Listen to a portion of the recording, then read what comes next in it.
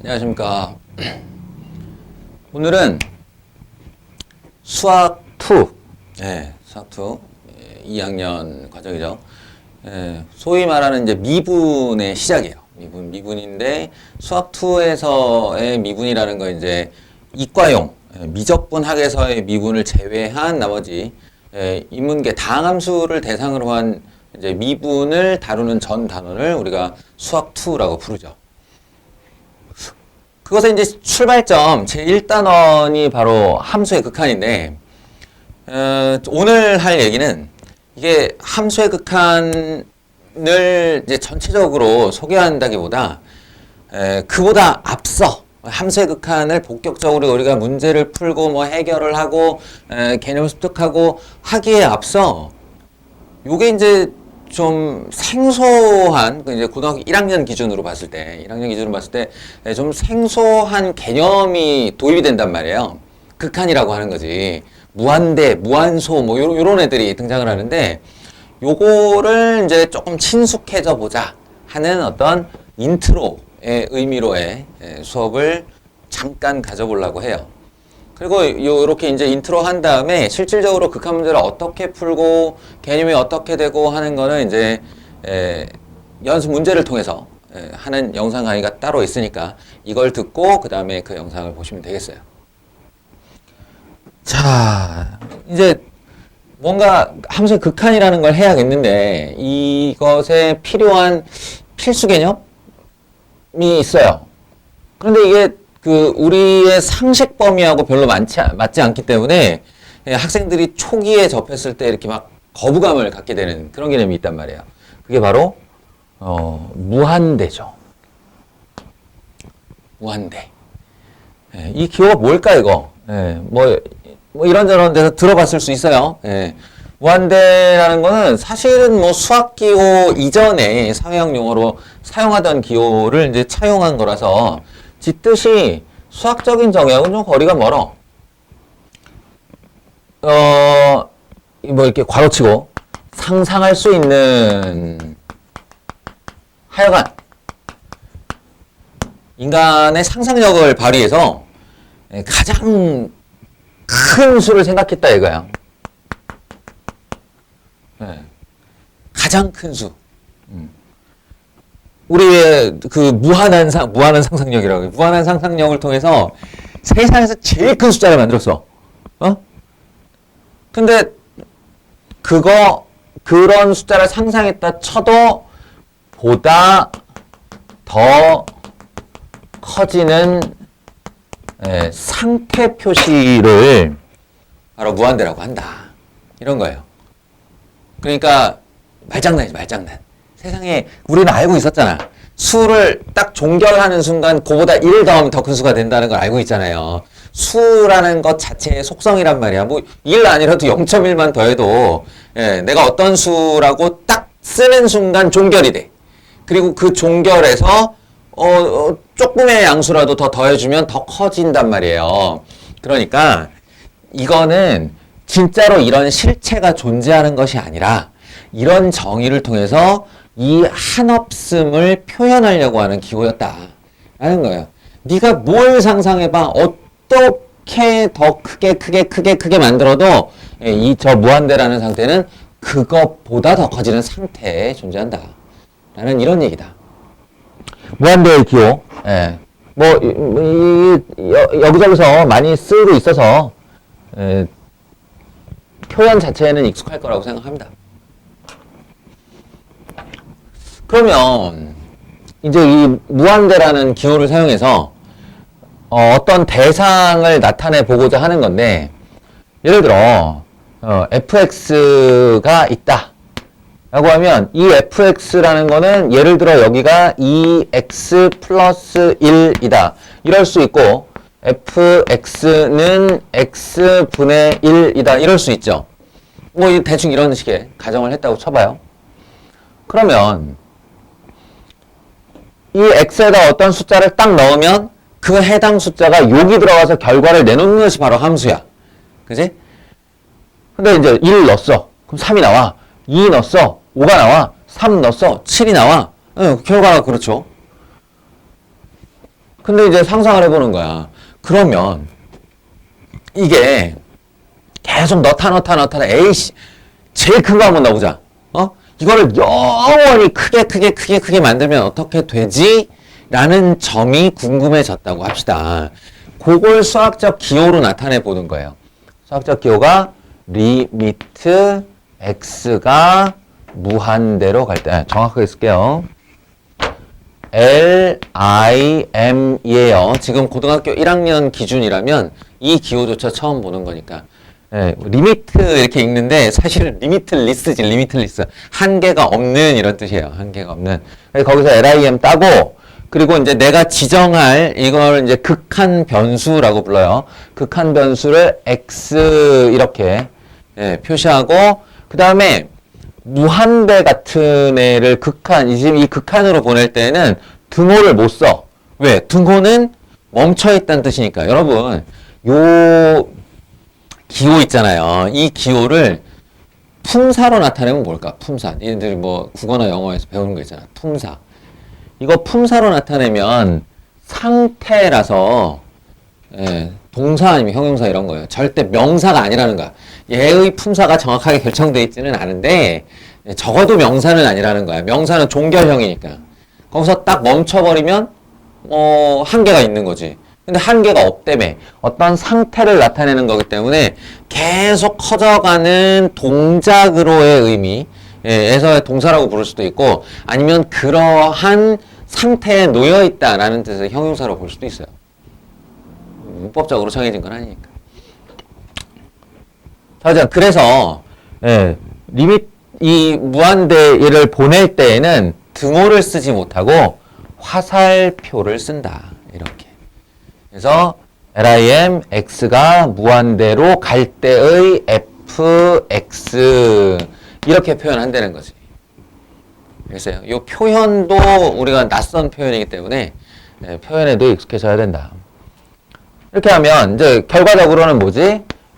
리미트 x가 무한대로 갈 때 2x 플러스 1이 여기 이렇게 들어온다는 얘기고, 우리는 이거 알죠? 결과적으로 보면 x가 한없이 커지면 이거 2x 플러스 1은 2배 한 후 1을 더한다는 얘기인데, 영원히 커지는 상태가 여기 들어오면 그 상태를 2배 한 후 더하기를 한다? 영원히 커지겠지 뭐. 그러니까 이 결과도 무한대다 이렇게 볼 수가 있다는 거예요. 이것만 보면 되게 쓸데없는 얘기였지.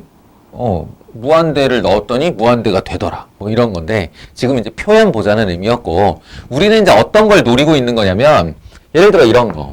예를 들어, 얘 그래프 어떻게 생겼는지 알죠?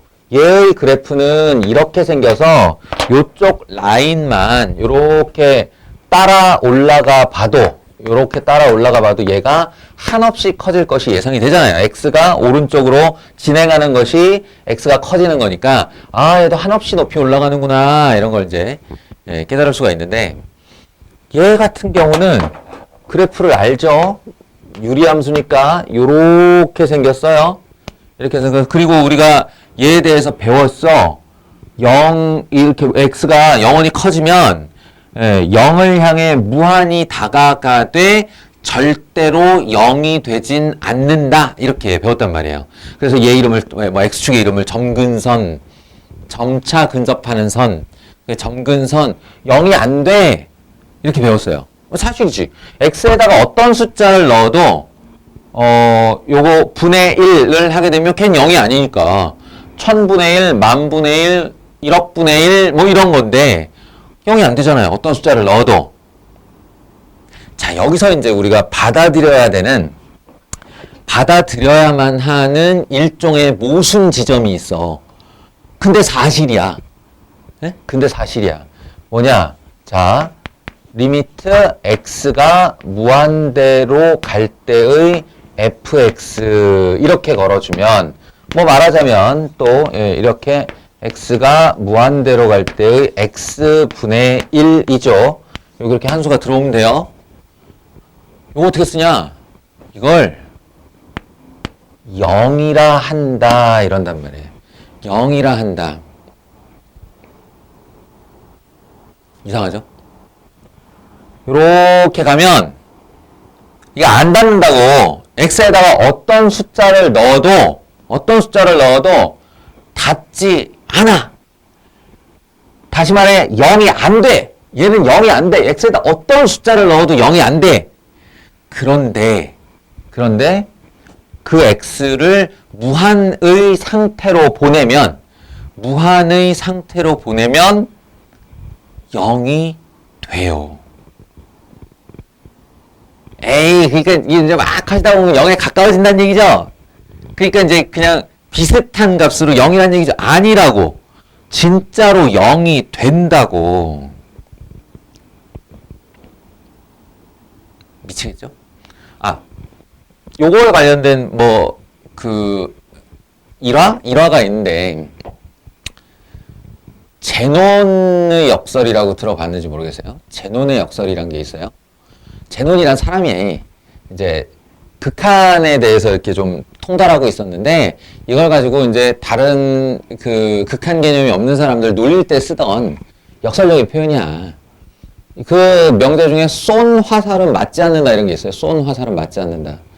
뭐야? 쏘아진 화살이 맞지 않는다? 그러니까 예를 들어 여기에 어떤 사람 이마가 있고, 아이씨, 그림 실력이 줄었지? 자, 이마. 여기 화살. 겨냥하고 팍 쐈어.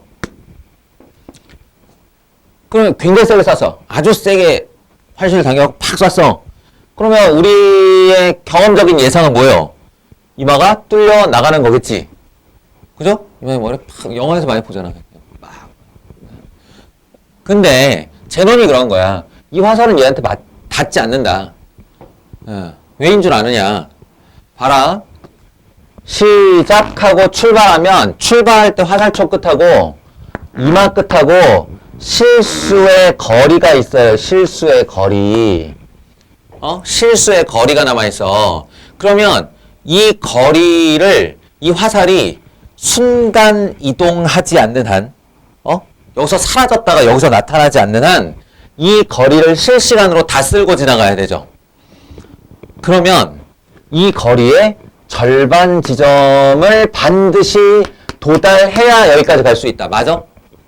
절반 지점에 도달해야 저기까지 갈 수 있다. 맞지? 맞는 얘기죠. 여기 카메라를 연속 카메라로 찍어놓고 순간적으로 스탑 해보면 여기에 화살촉이 보일 거 아니야. 이 자리에. 우리는 사진이라는 기술이 있으니까. 그죠? 그러면 여기서 이렇게 사진을 탁 찍었다고 생각해봐. 그러면 이 장면에서 이 사람의 이마와 화살촉 사이에는 다시 실수의 거리가 남았어요. 그러니까 지금과 똑같은 논리가 성립할 수 있는 거야. 이 실수의 거리의 절반을 지나야만 이마에 닿을 수 있다. 라고. 맞는 얘기지. 그럼 또 사진을 잘 찍어보면 화살촉이 여기 와 있을 거란 말이지. 이해돼요? 뭔가 깨달음이 있어요? 이런 논리로 얘기를 하면 내가 어느 순간을 잡아도 이 사람의 이마와 화살촉 사이에는 실수의 거리가 남기 때문에 실수의 거리의 절반, 남은 거리의 절반, 남은 거리의 절반, 이 절반을 계속 지나야만 한단 말이야.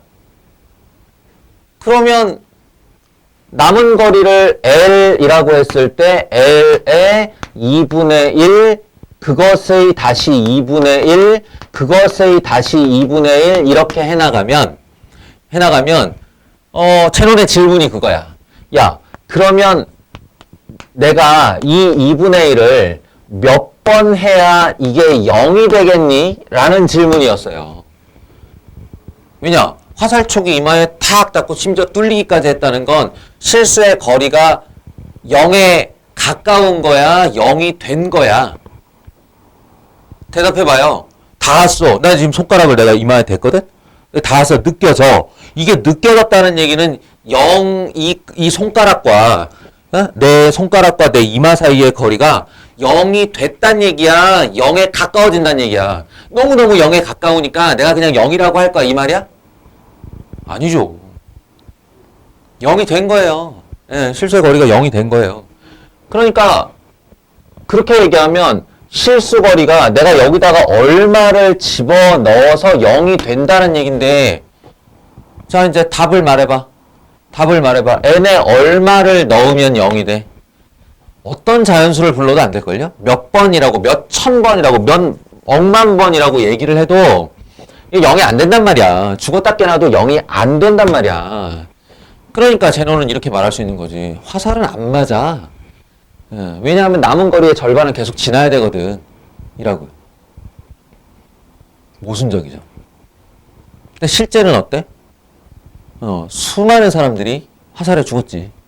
수많은 사슴과 동물들이 화살에 맞아서 죽었어. 살이 뚫렸다고. 너무 잔인한 예를 들었나? 뭐 아무튼 예. 이상하죠? 근데 이게 사실이라고. 그러니까 현상인이 아무리 이 마음이 허용하지 않고 뭔가 납득이 안 되는데 싶어도 받아들여야 된다는 거야. 이 사실을 우리가 받아들일 수밖에 없다는 거예요. 뭐냐? 무한대는 다르다라는 거야. 무한대는 수가 아니야. 수가 아니라서 여기다가 얼마를 넣었기 때문에 x축에 닿았다. x의 숫자를 상상하는 순간 걔는 0이 안 돼요. 그런데 x를 무한대로 보내는 순간 얘는 0이 돼요. 알겠어요? 0에 가까워지는 게 아니라 0이 돼요. 이해하겠어요? 이거를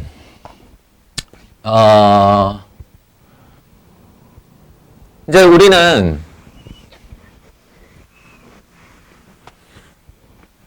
받아들일 수밖에 없는데 이 이제 받아들인 사실로부터 극한이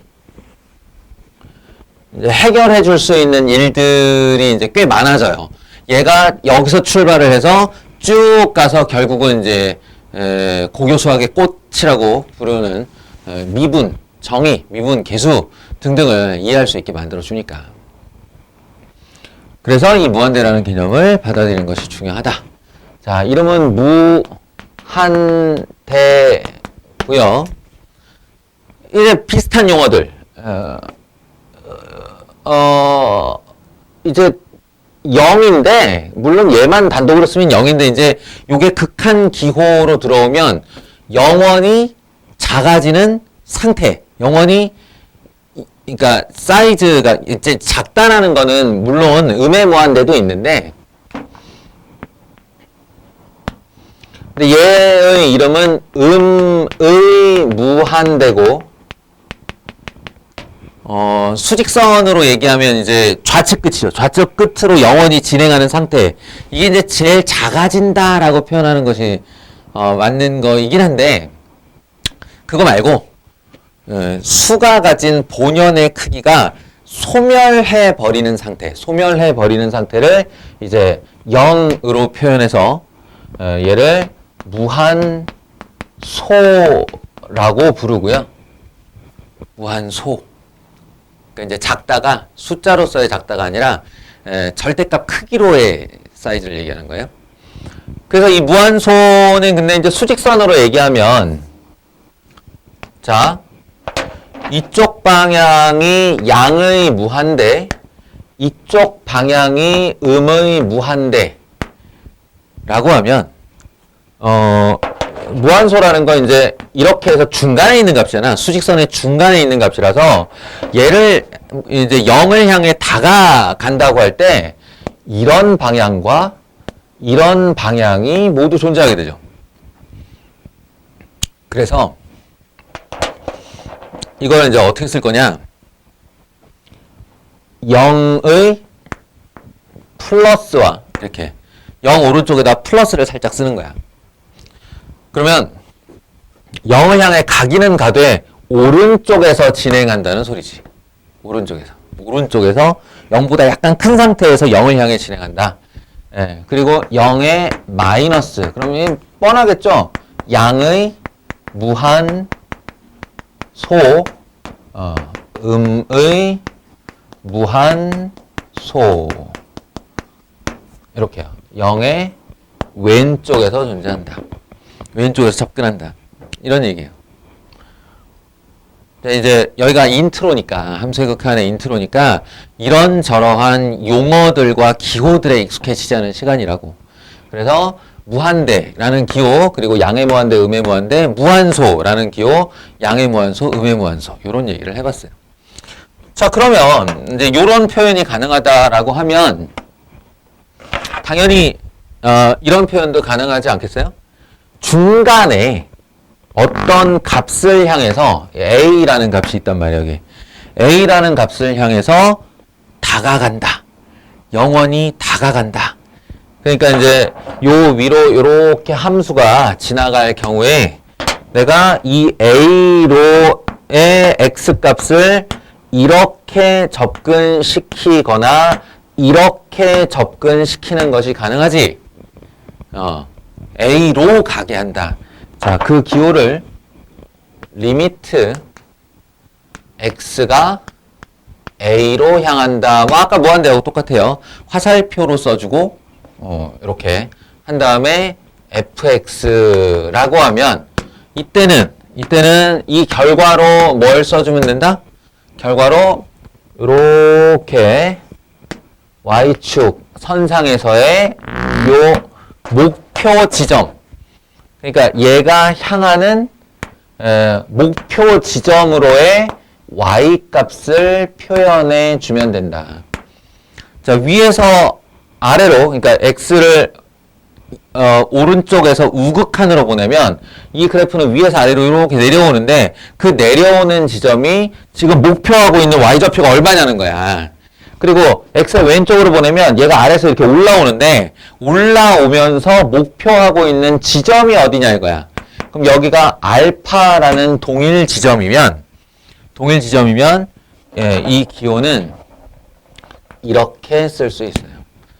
리미트 fx가 a로 향할 때의 fx가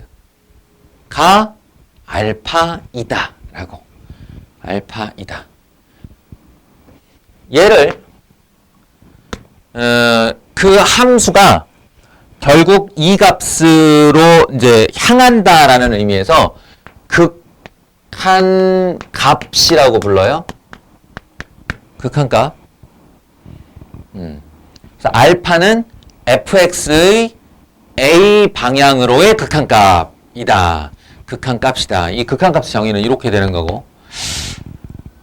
그러면 이제 세상에 있는 모든 극한이 다 극한 값을 가져야 될 것 같은 느낌을 받는데 사실 그렇진 않아. 내가 그래프를 하나 다시 그려보면 예를 들어서 fx가 이렇게 됐는데 여기서 뚝 끊어지더니 이렇게 되더라 라고 해봐요. 그러면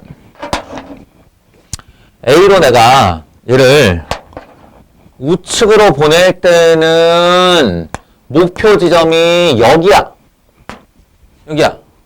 근데 왼쪽으로 접근을 시켰더니 목표 지점이 어디냐면 여기야. 그럼 이거 뭐야? 좌극한과 우극한이 다른 거죠. 그러니까 이렇게 쓸 수 있는데 리미트 x의 a로의 플러스 fx와 리미트 x의 a로의 마이너스의 fx가 서로 다르다 이렇게 말할 수가 있는데 요 두 개의 상태를 뭐라고 부르냐면 얘는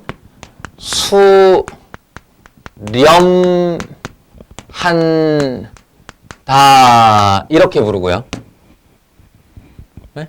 이 용어가 하나의 값으로 이렇게 모여들면 목표 지점이 좌우 극한에서 목표 지점이 동일하면 수렴한다.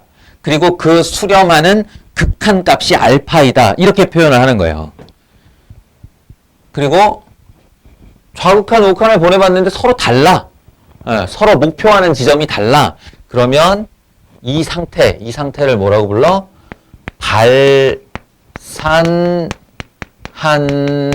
발산한다라고 불러요.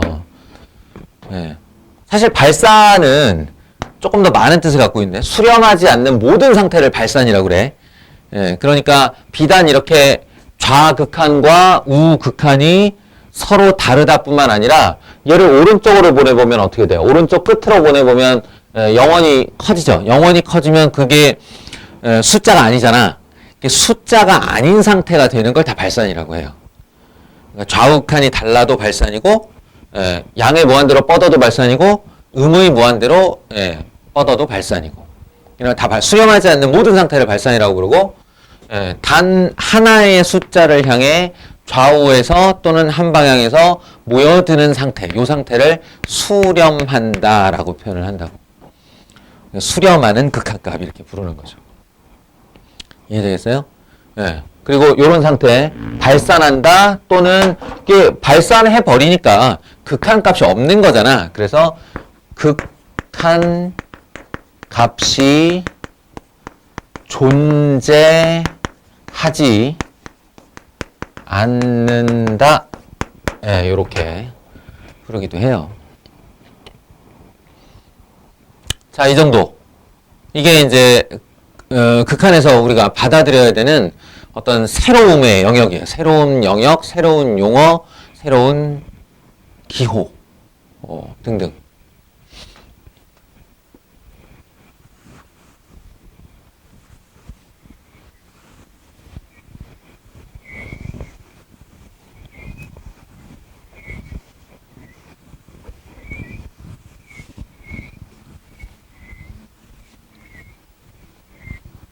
자, 간단하게 한 가지만 더 얘기하고 이제 요 인트로를 마칠게요.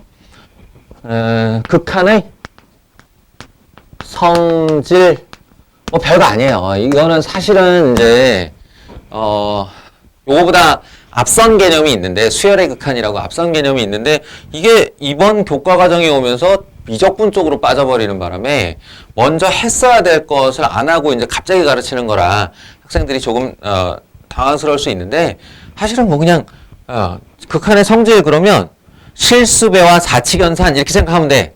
우리가 대부분 연산기호를 하나 약속한 다음에 그 연산기호의 성질이 뭐냐라고 물어보면 실수배와 사칙연산이에요.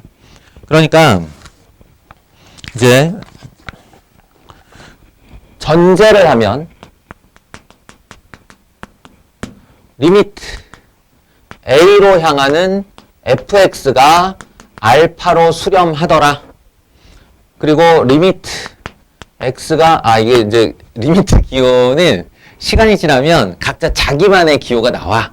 LIM도 뭐 이렇게 쓰는 사람 있고 이렇게 쓰는 사람 있고 지금 나처럼 이제 이렇게 갖다 이렇게 치는 사람 있는데 결국은 점도 안 찍고 그냥 이래버리는 경우도 있고 뭐 그래요. 이제 워낙 그 자주 사용하는데 이게 쓸데없이 길다 싶으면 사람들은 줄이지.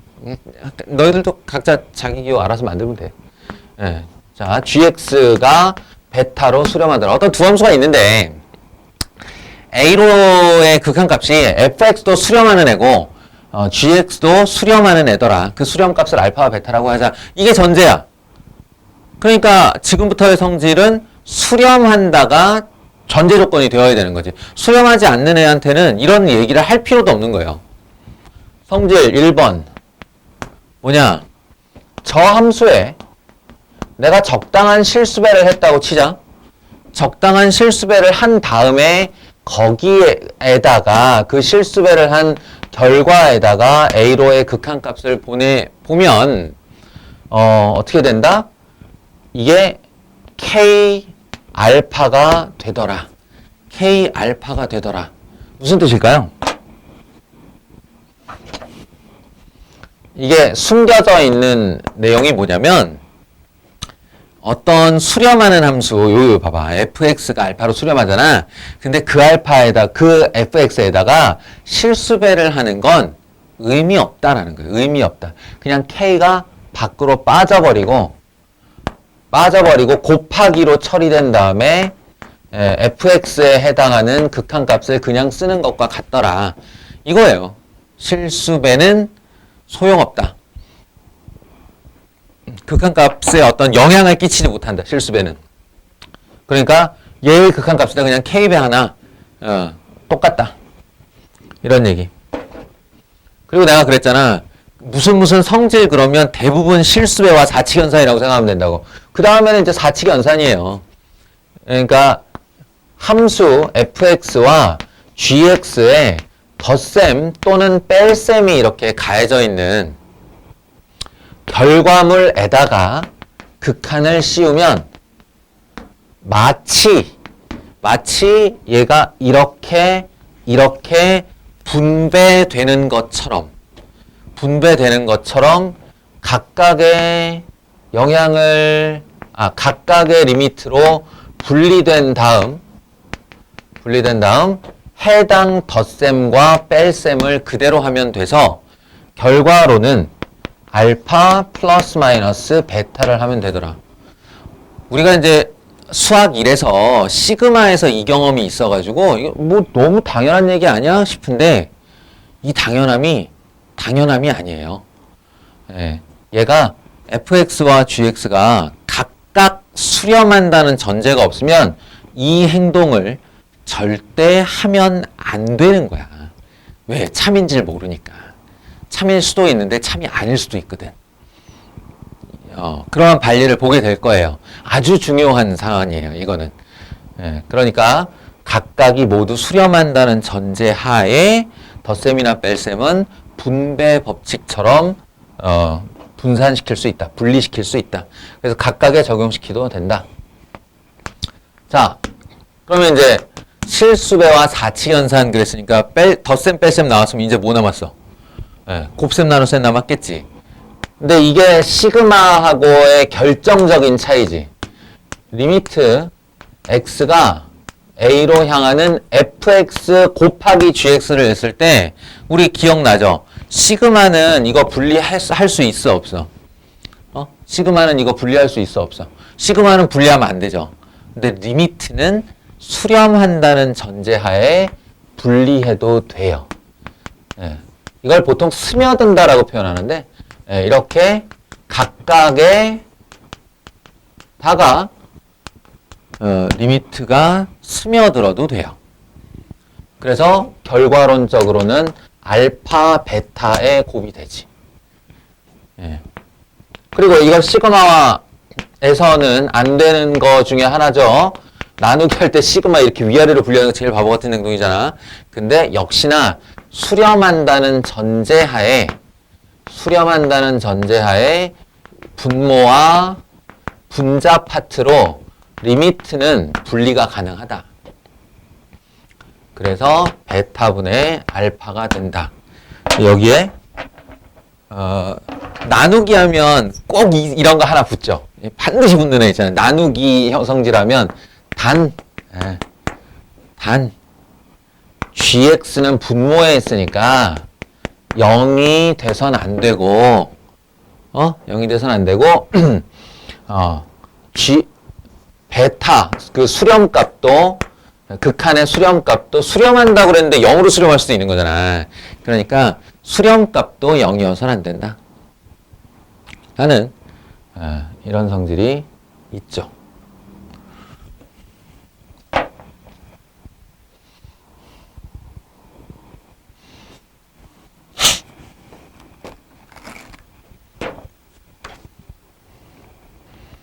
네. 계속 마지막이라고 하면서 하나만 더 하겠어요. 원래 극한의 성질에 포함시켜서 방금 전에 뭐였지? 1, 2, 3, 4 실수배와 사칙연산이었잖아요. 네, 거기 이제 추가해서 5번, 6번 이렇게 하기도 하는데 어떤 책에서는 이제 따로 설명하는 것도 있다. 극한의 성질에 포함된 일부분인데 얘 이름을 뭐라고 부르냐? 간접 극한이라고 불러요. 극한에 되게 재밌는 성질이 있단 말이야. 봐봐요. 2분의 1, 3분의 1 누가 더 커? 2분의 1이 더 크지. 그럼 요거 뭐 예를 들어 제곱해서 4분의 1, 2분의 1의 제곱인 4분의 1과 3분의 1의 제곱인 9분의 1 중에 누가 더 커? 라고 하면 4분의 1이 더 커요. 3승, 3승에도 똑같겠지? 그러니까 사실은 이제 약간의 상상을 해보면 2분의 1의 x 거듭제곱과 3분의 1의 x 거듭제곱 이 두 개를 비교하면 x의 어떤 숫자 내가 계속 생각하는데 너희가 계속 이야기하는 게 너희가 상상할 수 있는 어떤 숫자를 여기다가 집어넣어도 이쪽이 더 커. 그러니까 죽었다 깨나도 여기 등호 안 생겨요. 숫자를 넣을 생각이면. 그런데 극한으로 x를 무한대로 보내버리면 무한대로 보내버린 2분의 1의 x승과 극한으로 보내버린 3분의 1의 x승에는 무슨 일이 벌어질까? 자, 아까하고 비슷하죠? 2분의 1의 x승인데 여기다 숫자가 들어가는 게 아니라 극한이 들어가는 거야. 그러면 2분의 1, 4분의 1, 8분의 1, 16분의 1 하다가 따다다다다 작아지다가 그 작아지는 행동이 멈추지 않으면 결국 얘는 0이 된다. 0에 가까워지는 것이 아니라 0이 된다고 실제로. 3분의 1 마찬가지죠. 3분의 1, 9분의 1, 27분의 1 계속 작아지다 보고 작아지는 행위를 멈추지 않으면 0이 된다. 그럼 어때요? 이 둘은 같은 거지.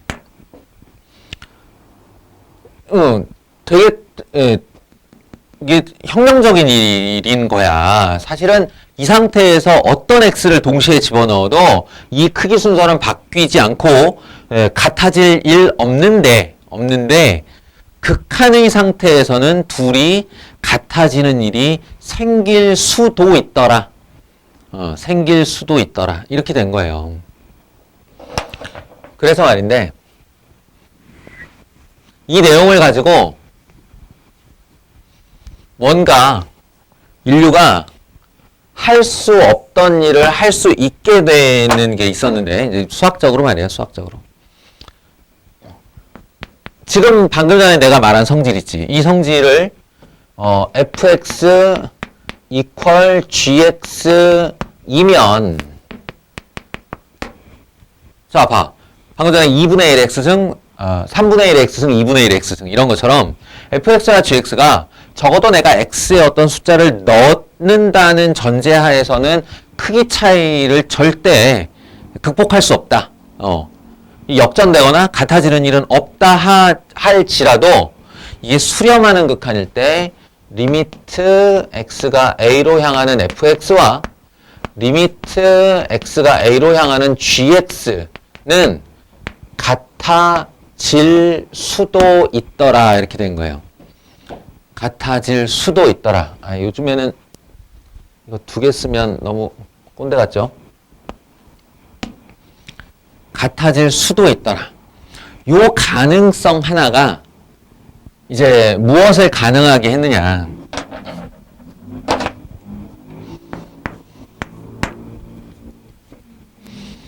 너희는 이제 아직 경험이 없겠지만 그 수학에서 이제 함수라는 거를 만들어서 쓰다 보면 이게 심증은 가는데 물증이 없는 그런 극한이 있어요.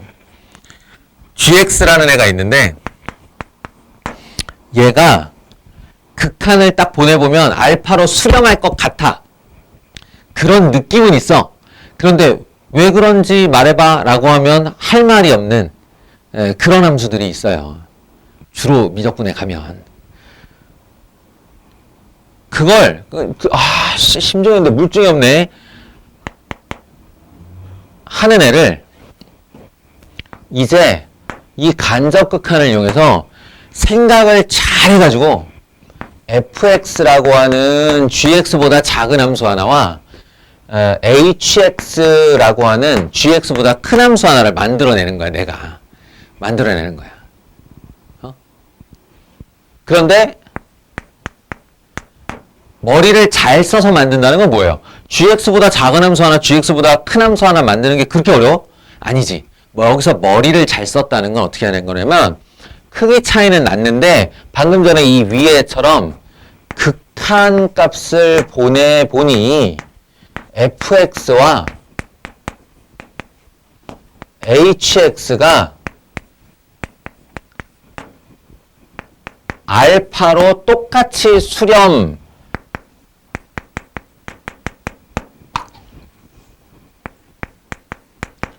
하게 만들어 보라는 거예요. 요 양 사이드에다가 이렇게 함수 두 개를 얘보다 작은 애 하나 큰 애 하나를 이렇게 만들어 넣는데 알고 보면 그 두 녀석의 극한이 아까 0처럼 같은 값으로 수렴하게 만들어 본다는 거야. 그러면 생각해봐. 여기 무슨 일이 벌어지는지. 얘가 극한을 보내보면 리미트 a로 가는 fx는 리미트 a로 가는 gx보다 크거나 같다. 작거나 같다. 이렇게 되지. 이쪽도 등호를 이렇게 넣어가지고 리미트 x가 a로 가는 hx 이렇게 된단 말이에요. 어떤 등호가 생긴다고 극한이 되면. 그런데 알고 보니 이놈이 알파고 이놈이 알파였어. 그럼 리미트 gx는 어떤 구간에 걸리게 되는 거지? 알파보다 크거나 같고 알파보다 작거나 같은 게 걸려버리는 거야. 빼도 박도 못하게 되는 거지. 너는 알파보다 크거나 같아야 돼? 그런데 너는 알파보다 작거나 같아야 된다. 이렇게 말을 하면 이면 리미트 gx는 빼박 알파가 된다는 거지.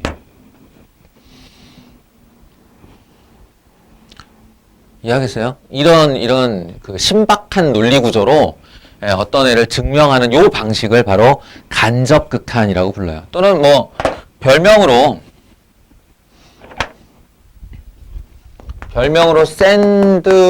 샌드위치 공식 이렇게 부르는데, 샌드위치 공식. 난 이게 나 처음 배울 때만 해도 우리 학교 선생님이 자기가 이렇게 만들어내가지고 우리 재밌게 하려는 건 줄 알았는데 이거 영어로 있더라. 원서 봤더니. 그러니까 되게 오래된 별명이에요. 오래된 별명. 샌드위치 공식 간접극한. 뭐 생각해보면 그럴 것 같아. 이제 샌드위치 보면은 이렇게 딱 덮이면 햄이 없잖아. 그럼 햄 어디 갔어? 라고 하면 집까지 게 아랫방과 윗방 사이에 있겠지 뭐 이런 거야. 그런 의미로 샌드위치 공식이라고 하면 됩니다. 중간에 껴서 극한값이 수렴해버리는 증명법. 요거는 이제 훗날 조금 더 응용 문제에서 사용하게 될 테니 지금은 이제 들어봤다의 의의를 두도록 합시다. 자, 요쯤 하고요. 이제 요 다음 영상을 통해서 실제 0분의 0꼴의 극한값, 무한대분의 무한대의 꼴의 극한값들은 어떻게 그 수렴하는 값을 구하는 것인지를 알아보도록 하겠습니다. 마치겠습니다.